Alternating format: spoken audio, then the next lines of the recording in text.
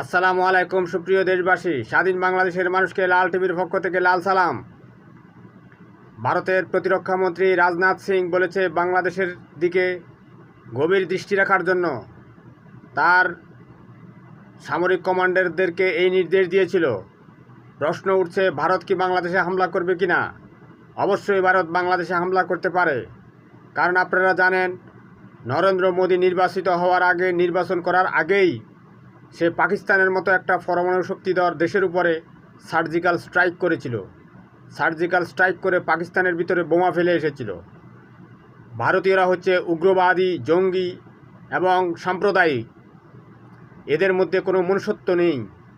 এরা বর্বর, অসভ্য। এরা মুসলমানদেরকে চরমভাবে ঘৃণা করে। মুসলমানদেরকে তারা মানুষই মনে করে না।